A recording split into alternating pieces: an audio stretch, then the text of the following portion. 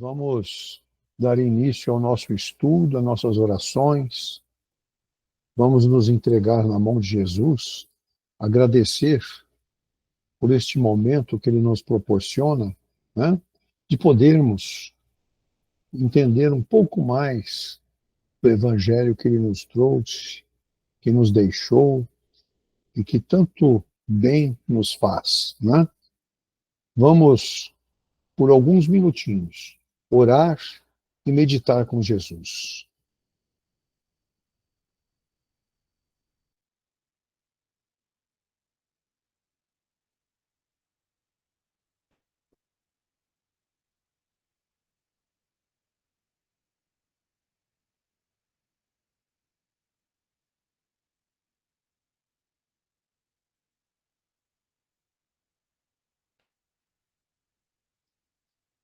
Muito bem, muito bom, momento maravilhoso. Vamos também agradecer o Dr. Bezerra de Menezes e toda a sua equipe, em especial o Dr. Deolindo, que sempre está conosco, sempre está junto de nós, trazendo todo o carinho e todo o amor que Jesus tem reservado a todos nós. Que a luz divina os ilumine cada vez mais, não é? E possam estar sempre junto conosco, trazendo conforto a todas as nossas necessidades. Muito bem. Nós estamos no nosso Evangelho, no capítulo 4. E este capítulo 4, nós estamos falando sobre ressurreição e reencarnação, né? E hoje nós vamos falar mais um pouquinho sobre este assunto, com outras colocações, outros ângulos, né? E vamos falar do item 12, 13, 14 e 15. Nós vamos falar sobre todos esses itens aí um pouquinho, né? O item 12. Aqueles do vosso povo que se tenham feito morrer, viverão de novo. Aqueles que estavam mortos ao redor de mim, ressuscitarão. Despertai vosso sono e cantai os louvores de Deus. Vós que habitais na poeira, porque o orvalho que cai sobre vós é um orvalho de luz, e porque arruinareis a terra e o reino dos gigantes. Isaías, no capítulo 26, versículo 19. O item 13. Esta passagem de Isaías também é bem explícita. Aqueles do vosso povo que se tenham feito morrer, viverão de novo. Se o profeta pretendesse falar da vida espiritual, se quisesse dizer que aqueles que se tenham feito morrer não estavam mortos em espírito, ele teria dito: vivem ainda e não viverão de novo. No sentido espiritual, essas palavras seriam um contrassenso, uma vez que implicariam numa interrupção da vida da alma. No sentido de regeneração moral, elas seriam a negação das penas eternas, uma vez que estabelecem em princípio que todos aqueles que estão mortos reviverão. O item 14. Mas quando o homem está morto uma vez, que seu corpo, separado do seu espírito, está consumido, em que se torna ele? O homem, estando morto uma vez, poderia reviver de novo? Nessa guerra em que me encontro todos os dias da minha vida, espero que minha transformação chegue. Job, no capítulo 14, versículos 10 e 14. Quando um homem morre, perde toda a força e expira depois. Onde está ele? Se o homem morre, reviverá? Esperarei todos os dias do meu combate, até aquele em que me chegue alguma transformação. Idem, a tradução protestante de Osterwald. Quando o homem está morto, ele vive sempre. Terminando os dias de minha existência terrestre, esperarei, porque a ela voltarei de novo. Item 15. O princípio da pluralidade das existências está claramente expresso nessas três versões. Não se pode supor que Job tenha querido falar da regeneração pela água do batismo, que certamente ele não conhecia. O homem, estando morto, uma vez poderia reviver de novo? A ideia de morrer uma vez e reviver implica na de morrer e de reviver várias vezes. A versão da igreja grega é ainda mais explícita. Se isso é possível, terminando os meus dias de minha existência terrestre, esperarei, porque a ela retornarei. Quer dizer, eu tornarei a existência terrestre. Isto é, tão claro como se alguém dissesse: eu saio da minha casa, mas a ela retornarei. Nessa guerra em que me encontro, todos os dias da minha vida, espero que minha transformação chegue. Job, evidentemente, quer falar da luta que sustenta contra as misérias da vida. Ele espera a sua transformação, quer dizer, se resigna. Na versão grega, eu esperarei, parece antes de aplicar a nova existência. Quando em minha existência terrestre se findar, eu esperarei, porque a ela retornarei. Job parece se colocar, depois de sua morte, no intervalo que separa uma existência da outra, e diz que ali, ele esperará o seu retorno.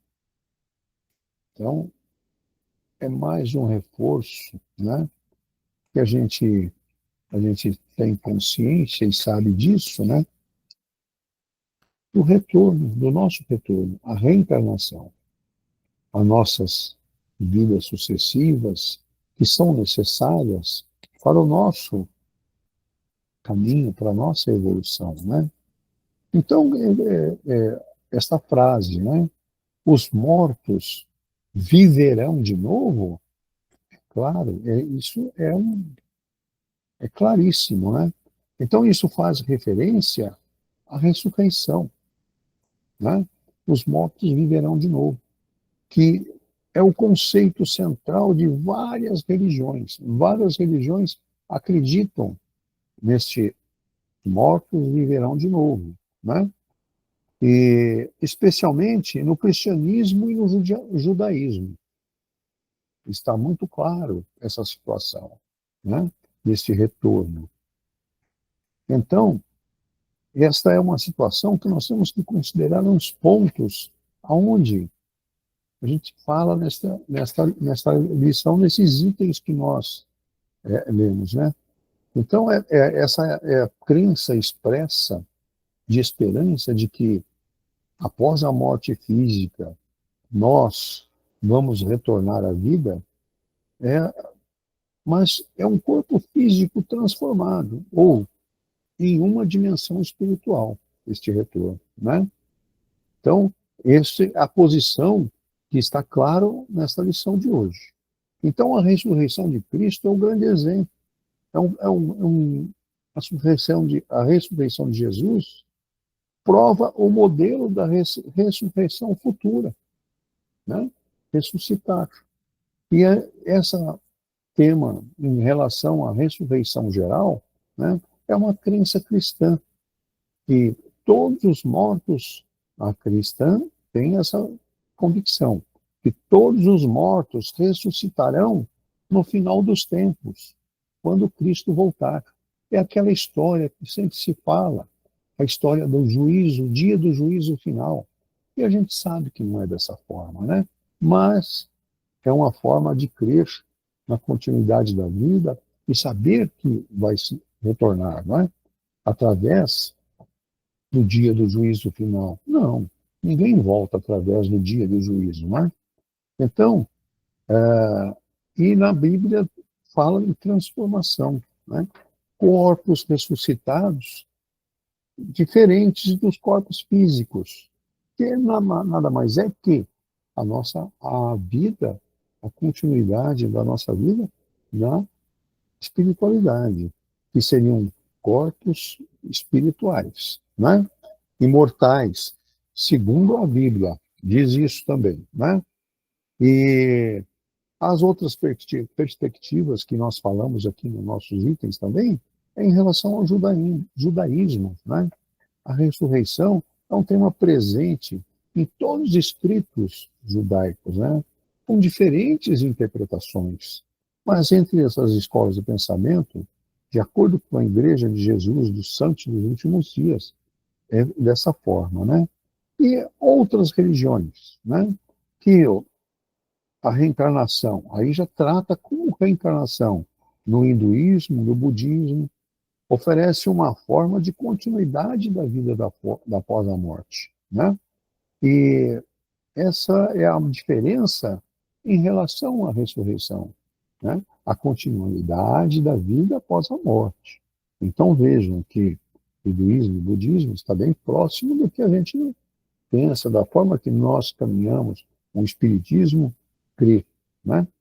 Então, esta frase, os mortos viverão de novo, é a esperança e a crença na vida após a morte, né? Com diferentes nuances, dependendo da tradição religiosa que nós temos, não é verdade? E aí, outros detalhes também que com essas orientações, né?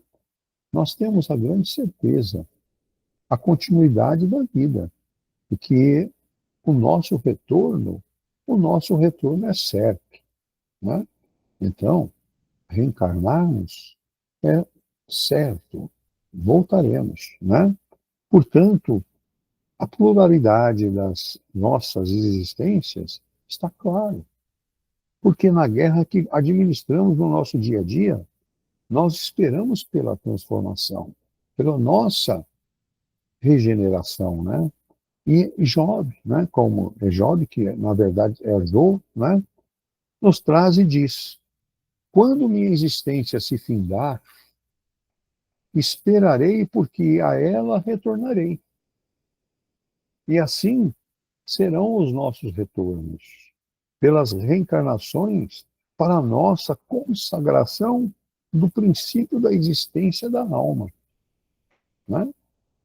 Os nossos retornos é para a consagração do nosso espírito, consagração de nossas almas, para que a gente possa se elevar.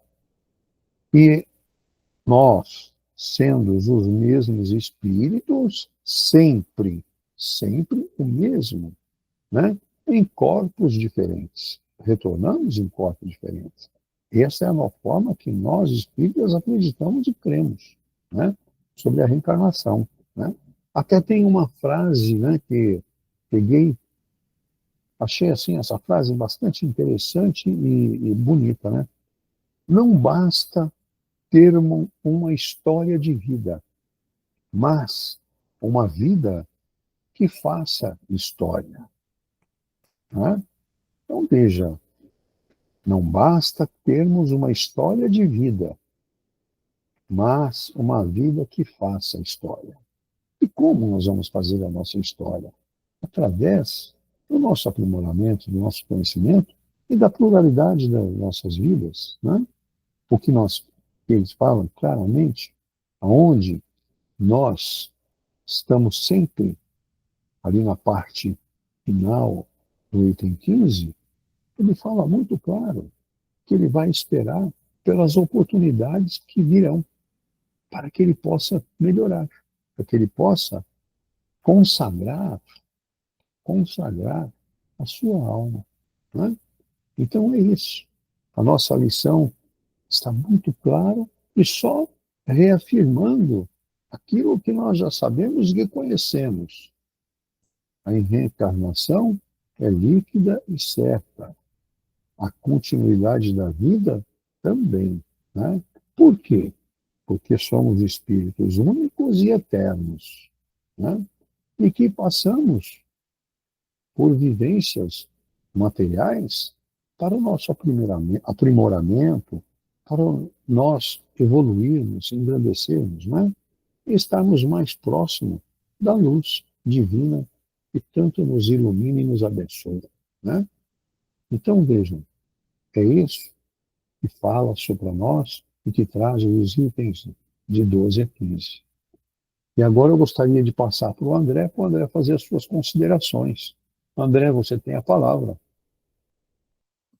Bem, a gente vai novamente aqui, né?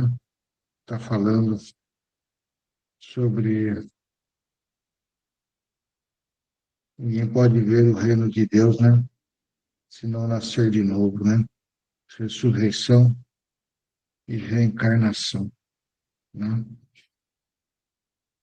Então a gente já tem consciência, claro, de que esse processo reencarnatório faz parte da realidade do ser, como espírito, como alma, para que assim possa ele vir a burilar dentro do tempo, da qual assim Deus lhe dá de oportunidades diversas o seu aprimoramento intelecto-moral. E da qual, quando nós olhamos para alguns dogmas religiosos, onde ainda tem dificuldades em compreender o quanto é importante esse processo reencarnatório para o ser, para o espírito, e ainda negam a tudo isso, porque olham apenas para uma única vida e não têm condições de compreender de que desde a criação tudo vem dentro de um processo de aprendizado constante. Nós podemos até interpretar isso de uma forma bem simples. Basta ver o nascimento de um ser numa determinada vida, ou na atualidade da nossa vida. Existem várias etapas, né, da qual cada etapa tem a sua importância. Primeiro, vem o despertar para a vida material, quando acaba, assim, de ter o seu nascimento ao mundo físico. Ali tem uma dependência tremenda dos seus pais, é igual a nós. Dentro da nossa ignorância, uma dependência tremenda de nosso pai.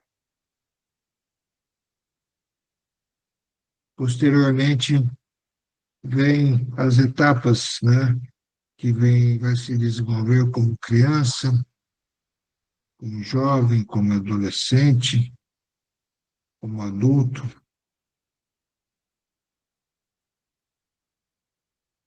Então, cada etapa dessa nos proporciona uma visão diferente da vida.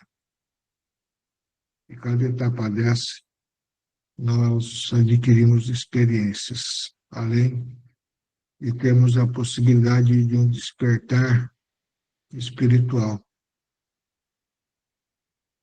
para podermos, assim, termos a condição de discernirmos onde estão as nossas necessidades, as nossas deficiências, onde estão as nossas virtudes, mediante o aprendizado que já adquirimos em várias vidas. Temos nós condições de entender o quanto importante é o relacionamento entre seres reencarnados diante de provas que o Pai assim nos proporciona para podermos viabilizarmos a reconciliação, para viabilizarmos a possibilidade de perdoarmos, de sermos perdoados, a possibilidade de ajudarmos, de sermos ajudados. E tudo isso faz parte dessa etapa tão importante que a vida nos proporciona e que Deus também nos proporciona através da vida espiritual, onde isto faz com que o ser e o espírito tenham a oportunidade de a cada momento estar no estado diferenciado. Agora, se não fosse as reencarnações, como será que estaríamos nós a viver nos dias de hoje? Será que sem o aprendizado e sem a evolução e o burilamento espiritual, não seríamos nós ainda seres brutos, igual do passado distante, porque não tivemos oportunidade nenhuma, uma única vida, morremos, não vou dizer tudo acabou, mas dentro da linha de pensamento de uma condição ignorante, apenas iríamos para o céu ou iríamos para o inferno, mediante aquilo que fizemos. Daí olhamos para Deus e temos nós a consciência plena de que Deus é amor.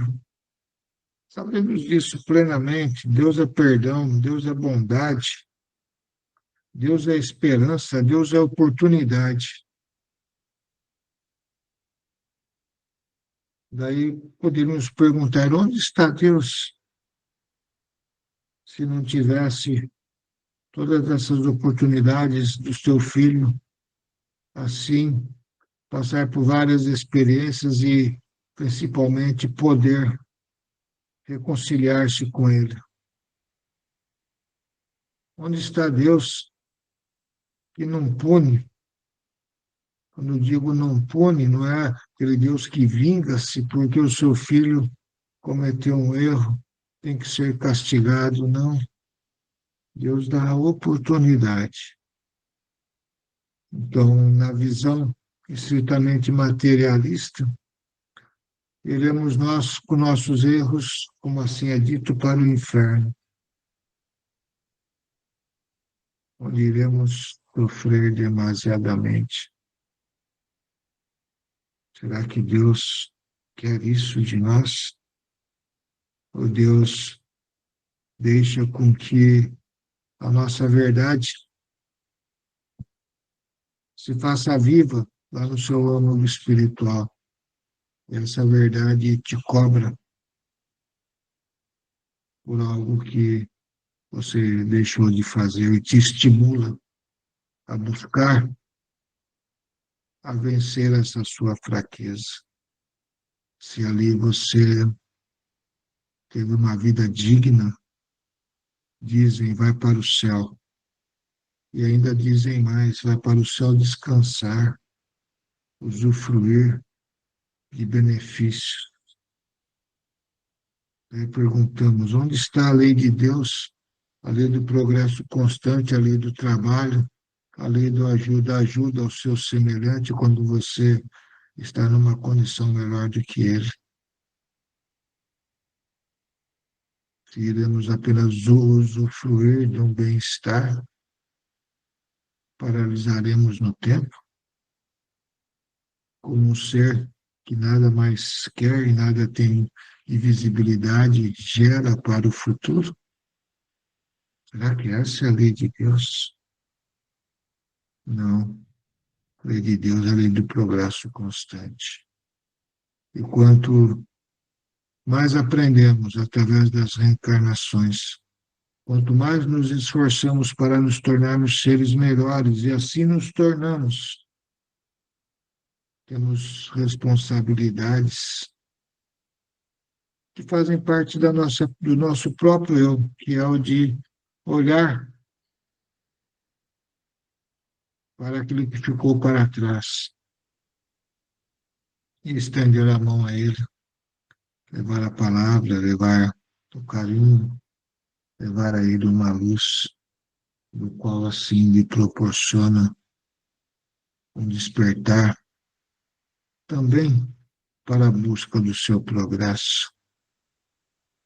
Então, quando assim olhamos para tudo isto, temos nós a condição plena de vislumbrar o quanto importante é e o quanto verdadeiro é esta lei de Deus, da reencarnação, ou seja, da pluralidade das existências, através de indas e vindas, através de estágios, também nessa erraticidade, onde tudo colabora para a melhoria de cada um. Olhamos para o mundo, para o planeta nos dias de hoje, e podemos dizer categoricamente que esse planeta é a cara dos seus habitantes. Ah, tem muitas coisas ainda a vencermos, tem muitos crimes, delitos, tanto na lei dos homens quanto na lei de Deus, tem sim. Mas se olharmos para trás, fazemos as nossas reflexões, veremos assim o quanto nós progredimos, o quanto nós nos transformamos em seres melhores, seres mais dóceis, seres muito menos brutos do que éramos antes, porque a brutalidade faz parte da primitividade do ser. Então, olha quanto melhoramos. O que é que proporciona tudo isso? Vidas após vidas, que nos faz com que assim nos desenvolvamos em novos atributos. Não precisamos mais do corpo físico, do corpo bruto para sobreviver. Não. Necessitamos do intelecto moral para assim poder fazer. Com dignidade, com simplicidade. Necessitamos de não mais pura e simplesmente olharmos assim e usarmos a palavra da adoração a Deus, dando-lhe os atributos que julgamos necessários perante os nossos interesses materiais, aonde olhávamos para Deus apenas num ato de barganha mútua entre um e outro. Um absurdo, porque Deus, ele não espera nada disso de nós. Ele pura e simplesmente espera com que nós busquemos a Ele de uma forma consciente e sincera. Tenhamos nós a coragem de dialogar com Ele e dizer: Pai, os meus erros aqui estão. A mesma coisa que um filho pode chegar até ti e dizer: Pai, preciso da sua ajuda, da sua orientação. Estou a cometer erros na minha vida profissional, na minha vida escolar, na minha vida social. Estou a criar uma dependência sobre uma droga, sobre uma bebida. Pai, preciso da sua ajuda. O Pai com certeza estenderá assim a Deus para as nossas deficiências morais. Mas Deus também não pode pura e simplesmente acariciar e dizer para ti: siga, meu filho, nada aconteceu, não. Deus tem que ser sincero, falar acariciá-lo, mas vai dizê-lo: meu filho, siga, e não peques mais. Igual Jesus assim falava, porque através deste novo caminho e da fé que você deixou com que brotasse de dentro de ti, você encontrará a sua cura, você encontrará a sua libertação.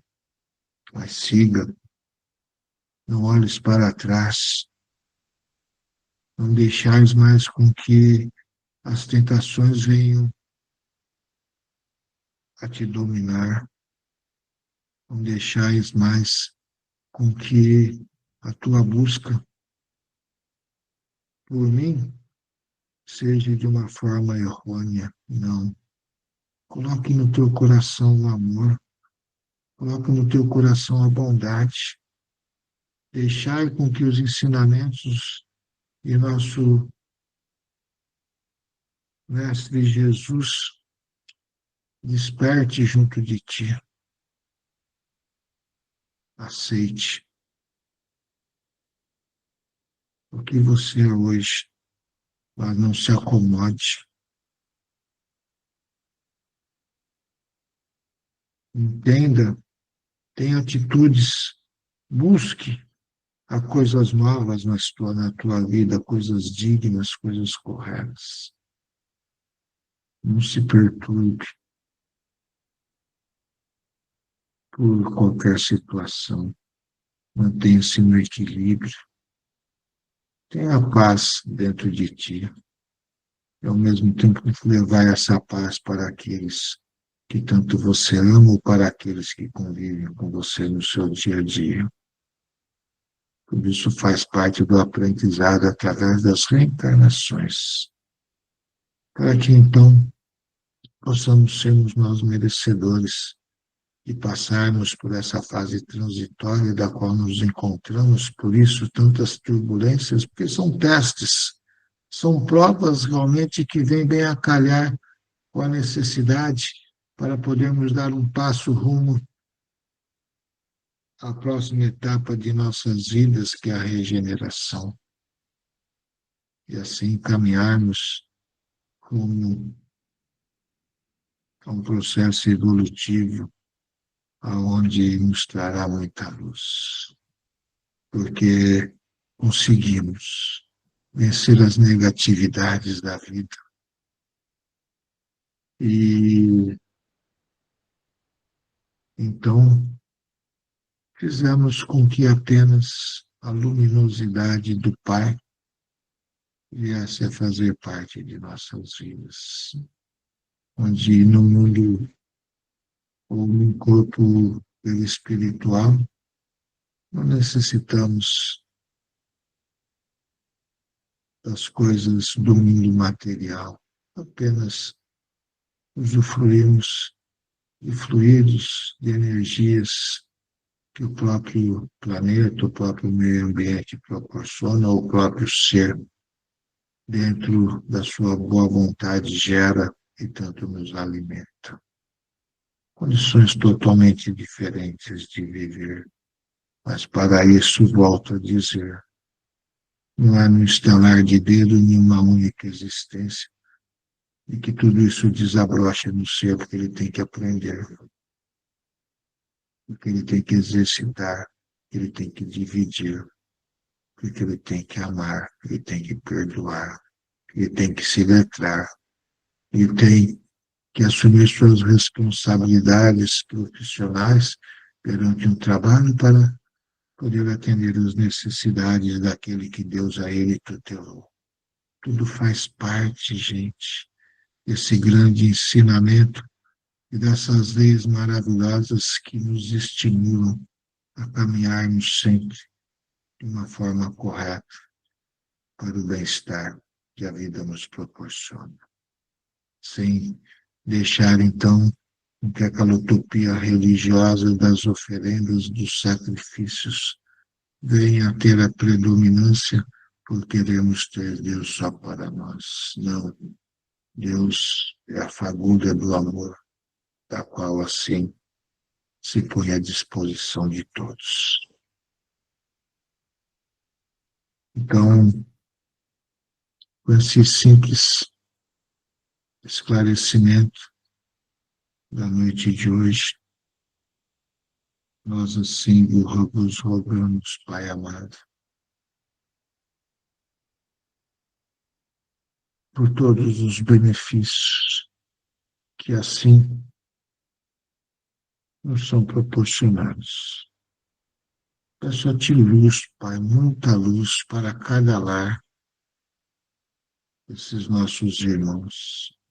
Luz, Pai amado, muita luz para o ambiente de trabalho de cada um, que venha prosperidade dentro daquilo que é permitido é pelo Pai, que vençamos as nossas tentações diárias, Pai amado, com sabedoria e com perseverança. Que olhemos um pouco mais para nós mesmos, em vez de ficarmos olhando apenas para as deficiências alheias. Entenda mais a ti mesmo. E quando olhar para o próximo, não busque o vosso defeito. Olhar sempre de uma forma simples, para que possamos ver a luz que seja mínima que está naquele ser. E se detectarmos algumas vulnerabilidades, não julguemos, estendemos nós as nossas mãos para levantá-lo ou para tirá-lo daquele buraco profundo da qual ele se encontra. Isso é amar. Isso é se colocar como instrumento do Pai no seu dia a dia, de forma desinteressada, porque uns necessitam dos outros, independente do seu estado psíquico, evolutivo e emocional da qual se encontra. Todos nós somos necessitados e cada um tem algo assim de útil, de próspero que pode oferecer ao teu próximo.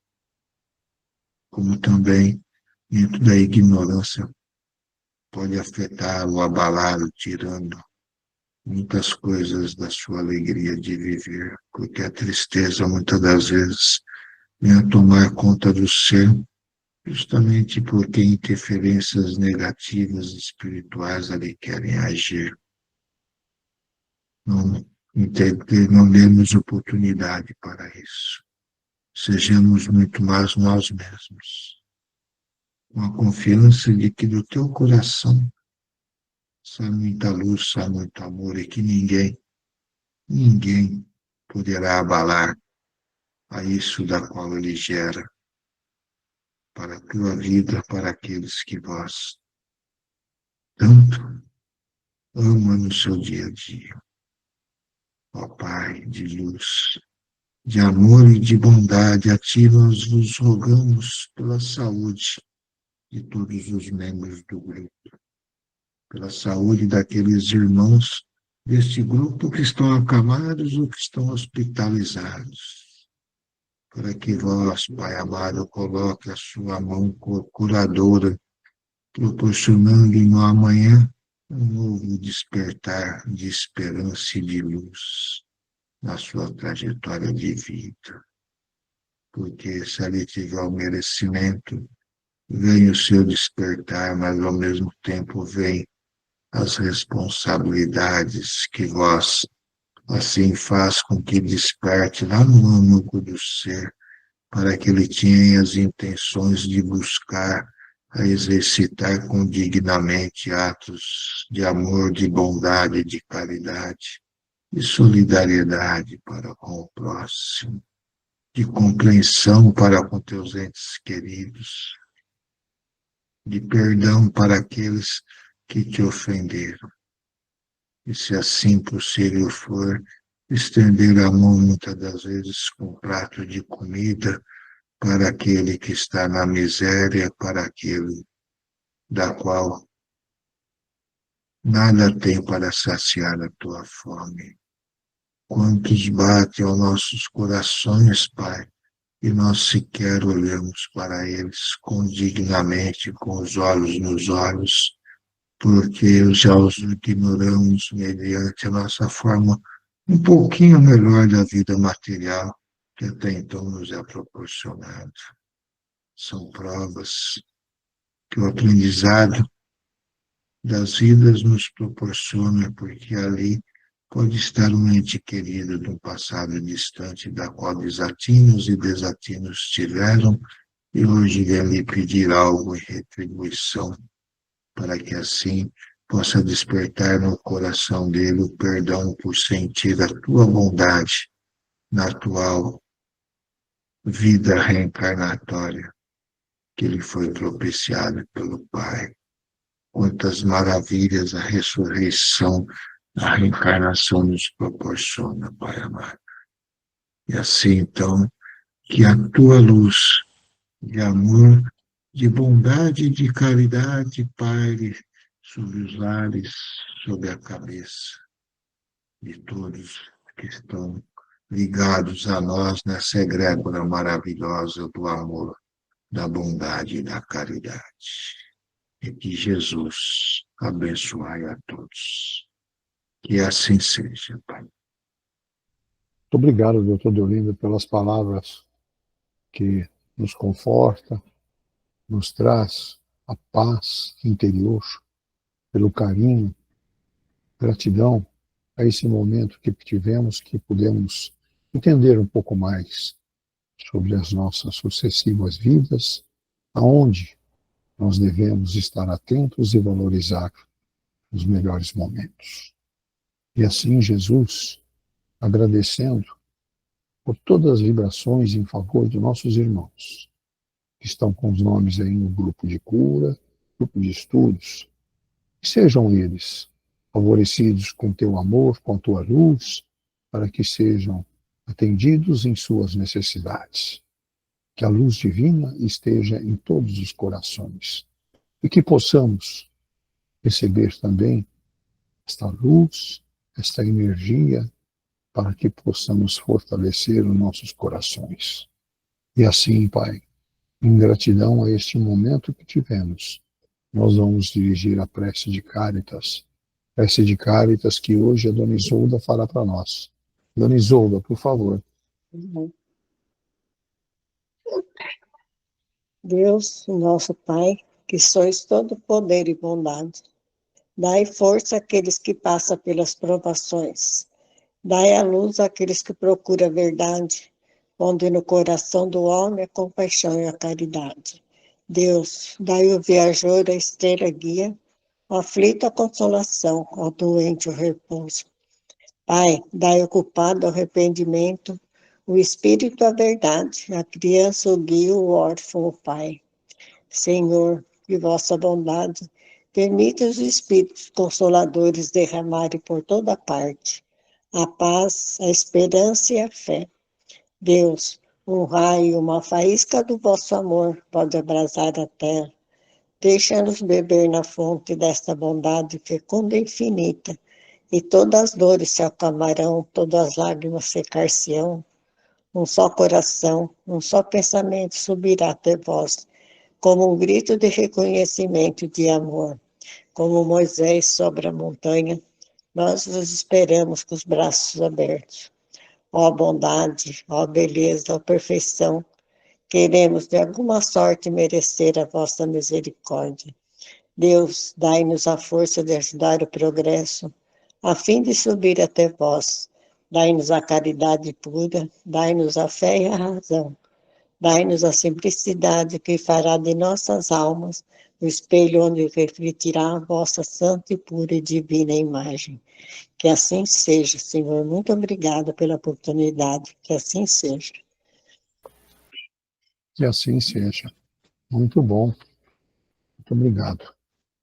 Que todos sejam abençoados e iluminados por esta luz divina que recai sobre todos nós neste momento. Uma boa noite a todos. Que todos tenham uma boa semana.